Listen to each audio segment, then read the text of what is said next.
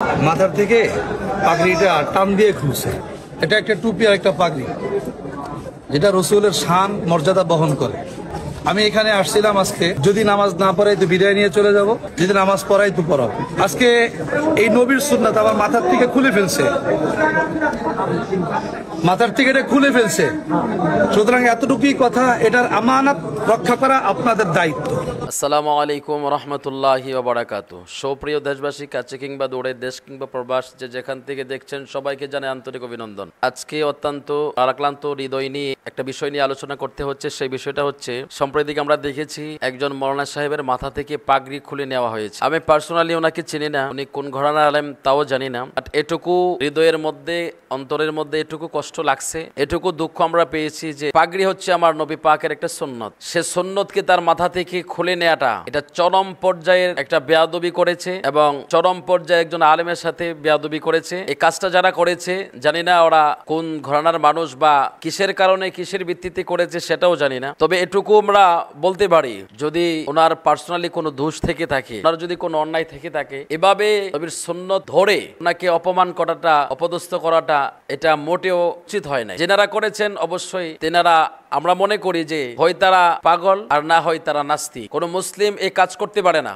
কোন মুসলিম নবীর সুন্নতের উপরে আঘাত করতে পারে না। আপনার যদি ওনার সাথে পার্সোনালি ক্ষোভ থাকে, আপনার যদি পার্সোনালি দুশ্মন থাকে, এটা আপনি এভাবে কেন প্রকাশ্যে একজন মাথা থেকে পাগড়ি খুলে নেবেন? এটা এই দুঃসাহস আপনি কোথায় থেকে পেলেন? আমরা যে সবসময় বলে আসি, প্রত্যেক সময় যে আপনাদেরকে সতর্ক করি, প্রিয় ভাইয়েরা আমার, আপনারা দেখুন খারিজিদের আচরণ কত নিকৃষ্ট আচরণ, এদের চরিত্র কত নিকৃষ্ট, এরা কতটা জাহেল, কত মানে কি পরিমাণের বেয়াদব ভরা। একজন আলেমের সাথে এভাবে আচরণ করবে একটা ভরা মজলিসের ভিতর, এটা কি এটুকু তাদের মধ্যে কি এটুকু কমন সেন্স নাই? আল্লাহ রাসূল বলেছেন, কেউ যদি ভুল করে তাকে পার্সোনালি বুঝাও, গোপনে বুঝাও, তাকে লোক সমাগমের মাঝখানে এনে তাকে লজ্জিত করো না, তার ভুলটাকে তুমি গোপনে ধরিয়ে দাও। আপনারা কোন আদর্শের আদর্শিত? আপনারা কি ধরনের মুসলিম? আপনারা কোন ধরনের মানুষ? আপনাদের চরিত্র এত খারাপ কেন? আপনারা এত নিকৃষ্ট কেন আপনাদের চরিত্র? বুঝলাম সে ভুল করেছে, আপনাদের কথাই মেনে নিলাম সে ভুল করেছে, ভুল করার কারণে তাকে কি আপনি পাবলিক প্লেসের মধ্যে এভাবে পাগড়ি খুলে নেবেন, তাকে অপদস্থ করবেন? তাকে যদি আপনি চাকরি থেকে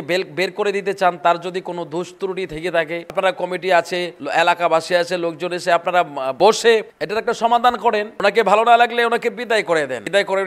বিদায় করবেন কিভাবে? একজনকে অপমান করে, অপদস্থ করে, একটা লাঞ্ছিত বঞ্চিত করে একটা মানুষকে এভাবে সমাজের সামনে ছোট করে দিয়ে আপনি তো শুধু একজন আলেমকে অসম্মান করেন নাই, একজন আলেমের মাথা থেকে আপনি পাগড়ি খুলেন নাই, আপনি তো গোটা আলেম সমাজকে আপনি কলঙ্কিত করেছেন। এই পাগড়ির ইজ্জতকে আপনি নষ্ট করেছেন। আপনার অবশ্যই বিচার হওয়া দরকার। যদি দেশের মধ্যে ইসলামী শাসন থাকতো, আপনার এই মুহূর্তে আপনার বিচার হয়ে যেত। একজন আলেমের সাথে এত বড় দুঃসাহস কে দিয়েছে আপনাকে? একজন আলেমের মাথা থেকে আপনি পাগড়ি খুলে নেবেন? আপনি কি জানেন, কেউ যদি সুন্নত না মানে সেটা তার ব্যক্তিগত বিষয়, কিন্তু সুন্নতকে কেউ যদি ইনকার করে তার ঈমান থাকবে না। আর যদি ঈমান না থাকে, আমি ফতোয়া দিচ্ছি না, আমি শুধু মাসআলাটা শোনাই দিচ্ছি, যদি ঈমান না থাকে তাহলে তার বৈবাহিক জীবন স্বামী স্ত্রী থেকে অটো তালাক হয়ে যায়, ঈমান থেকে সে খারেজ হয়ে যায়। আপনি কি করতে যায়, কি করতেছেন, কখন যে আপনি ঈমান হারিয়ে ফেলছেন, কখন যে আপনার ঈমান নষ্ট হয়ে গেছে, যে কখন আপনার ঈমানকে আপনি চাল বাজার সাথে খেয়ে ফেলেছেন, চানাচুরের সাথে খেয়ে ফেলেছেন, আপনি নিজেও তো জানেন না। মিয়া আসছেন, আপনি হক কথা বলতে আসছেন, আপনারা হকের ঝান্ডা ধরতে, এগুলো হকের ঝান্ডা না, এগুলো ভণ্ডামি।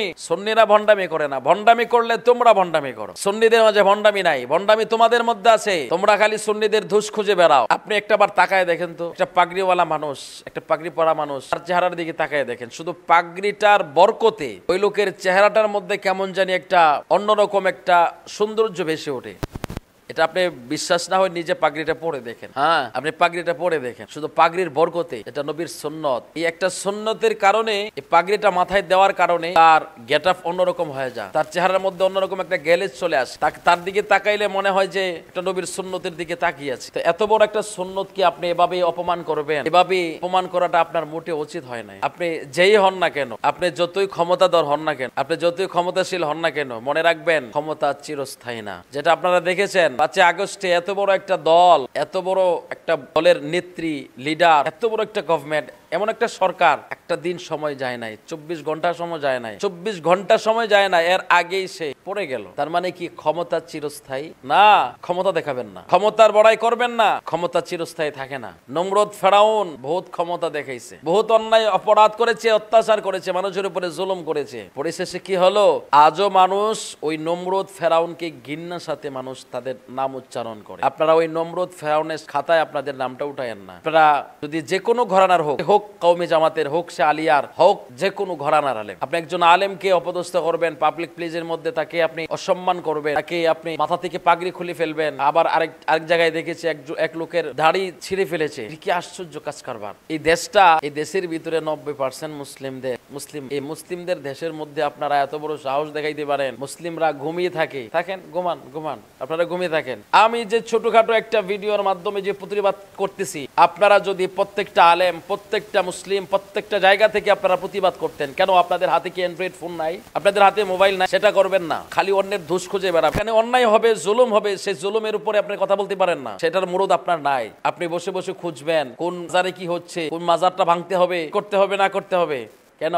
এই দেশটা মুসলিমদের দেশ, মুসলমানের দেশ। এই দেশের মধ্যে ইসলাম বিরোধী আইন হবে, ইসলাম বিরোধী কোনো কাজ হবে, এটা মুসলমানরা মেনে নিতে পারে না। এজন্য আমি সমস্ত মুসলিম ভাইদেরকে বলবো, আপনারা সবার নিজেদের অবস্থান থেকে আপনারা প্রতিবাদ করে তুলুন, প্রত্যেকটা অন্যায়ের বিরুদ্ধে আপনারা প্রতিবাদ করে তুলুন। আপনি এখন তো সোশ্যাল মিডিয়ার যুগ, আপনি কাছে গিয়ে তাকে বলতে হবে না তো, আপনি একটা ভিডিওর মাধ্যমে সত্যটাকে আপনি প্রকাশ করে তুলুন। এটাই দেখবেন এক সময় এটা অনেক বড় হাতিয়ার হয়ে দাঁড়াবে। একটা ভিডিওর মাধ্যমে আপনি চাইলে যে কোনো একটা নিউজকে, মিথ্যা নিউজকে আপনি সত্য প্রমাণ করতে পারেন। আপনি কেন বসে আছেন? যে সমস্ত কোলাঙ্গার বেয়াদবের গোষ্ঠী, বেয়াদব গুলো একজন আলেমের মাথা থেকে পাগড়ি খুলে ফেলেছে, আপনারা ওই জায়গায় গিয়ে আপনার হাতে থাকা মোবাইলটার মাধ্যমে ওই কোলাঙ্গারের ছবিটা তোলেন, ওর ভিডিওটা আপনি নেটে দিয়ে দেন, দেখবেন ওর বিচার প্রশাসন আর এলাকাবাসী না করলেও অন্তত সে মানুষের কাছে চিহ্নিত হবে সে বেয়াদব, বেয়াদব নবীর সুন্নতের সাথে বেয়াদবি করেছে, একজন আলেমের মাথা থেকে পাগড়ি খুলে ফেলেছে, ওই বেয়াদবকে চিহ্নিত করে। আপনারা এগুলো কেন করেন না ভাই? আপনারা ফেসবুকের ভিতরে গান ছাড়তে পারেন, ফেসবুকের ভিতরে আপনারা বিভিন্ন রকমের নিউজ আপনারা দিতে পারেন, বিভিন্ন রকমের কথা বলতে পারেন ফেসবুকে। এই সমস্ত কথাগুলো কেন বলেন না? এগুলো আপনাদের কাছে ছোট মনে হয়? হ্যাঁ, এগুলো ছোট মনে হয়? আজকে বেচারার মাথা থেকে পাগড়ি খুলে ফেলেছে, আগামীকাল এমন না হয় যেন তাকে আবার ওই রইসুদ্দিন ভাইয়ের মতো গাছের সাথে ঝুলিয়ে মিথ্যা মামলা দিয়ে, মিথ্যা অভিযোগ দিয়ে তাকে পিটিয়ে করে ফেলে। এটাই তো সে বাংলাদেশে, এই চিত্রগুলো তো দেখতেছে বাংলাদেশের মানুষ। বসে থাকার সময় নাই তো, ঘরে বসে থাকার সময় আছে। আর এখন আপনি সব জায়গা থেকে আপনারা প্রতিবাদ করে তুলুন। প্রত্যেককে অনুরোধ করব, সত্যের কাজে লাগান, দিনের কাজে লাগান, আপনি মাজলুমদের পাশে দাঁড়ান, জালিমদের কথাগুলো আপনারা তুলে ধরুন। পৃথিবীর ইতিহাস সাক্ষী হয়ে থাকবে কোন জায়গায় কোন জালিমের জন্ম হয়েছিল, কোন জালিম কিরকম জুলুম করেছে, কিরকম অত্যাচার করেছে। ওই অত্যাচারী জালিমদের চিত্রগুলো একটু নেটে ছেড়ে দেন। এই জালিমদেরকে পরবর্তীতে প্রজন্মের যে আসবে তারা একটু চিনে রাখুক। একটুকু কাজ আপনারা করেন, এইটুকু আপনি যদি সত্যের পক্ষে যদি একটুকু কাজ করে যান, আপনি এটাও আপনার সদগায় জারি হয়ে যেতে পারে। আপনি যখন সত্যের কথা বলবেন, সত্যটা তুলে ধরবেন, একজন মাজলুমের পাশে দাঁড়াবেন, জালিম ব্যক্তির যতটুকু সম্ভব হয় আপনি প্রতিবাদ করবেন, এগুলো কিন্তু সদগায় জারিয়া হিসাবে আপনার থেকে যাবে। এই জন্য যেখানে জুলুম হবে সেখানে প্রতিবাদ করে তুলুন, যেখানে অন্যায় হবে সেখানে প্রতিবাদ করুন, যেখানে একজন মানুষকে অন্যায় ভাবে তার উপরে জুলুম করা হবে সেখানে আপনারা ঝাঁপিয়ে পড়ুন।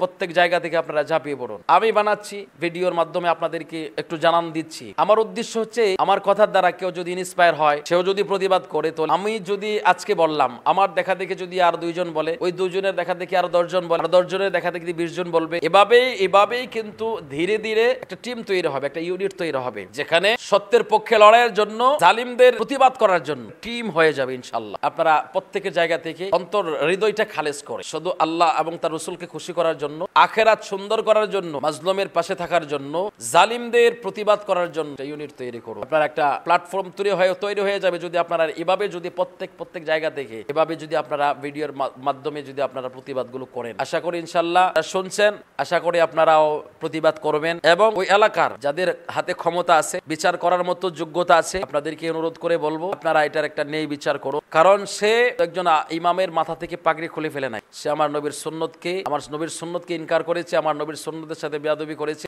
এটা বাংলার মুসলমান কোনোদিনও মেনে নিতে পারে না। এই জন্য আপনাদের কাছে অনুরোধ করে বলবো, আপনারা তা সঠিক তদন্ত করে আপনারা সঠিক বিচার করেন, এমন একটা বিচার করেন যে দেশবাসী বুঝতে পারে যে একটা দৃষ্টান্তমূলক শাস্তি তার দিবেন, যে আর কোনোদিন পরবর্তীতে যাতে কোনোদিন কেউ নবীর সুন্নত নিয়ে তামাশা না করতে পারে। আপনারা এরকম ভাবে একটা বিচার আপনাদের কাছে আমরা দাবি রাখলাম। আর মনে রাখবেন, যারা নেই বিচার করবে হাশরের ময়দানে তাদের জন্য আল্লাহ তাআলা আরশে আজিমের নিচে ছায়ার নিচে জায়গা করে দেবে। এজন্য আপনাদেরকে বলবো, যদি আরশে আজিমের ছায়ার তলে থাকতে চান, আপনাদের হাতে আল্লাহ ক্ষমতা দিয়েছে, আপনারা এটার সঠিক তদন্তের মাধ্যমে আপনারা ওই ইমামের পক্ষে আপনারা একটা সঠিক বিচার করবেন। যদি ইমাম অপরাধী হয় এটারও বিচার করবেন, বাট নবীর সুন্নতের সাথে যে বেয়াদবি করেছে ওইটার বিচারটা যেন প্রকাশ্যে হয়, এই অনুরোধটা আপনাদের কাছে রইল।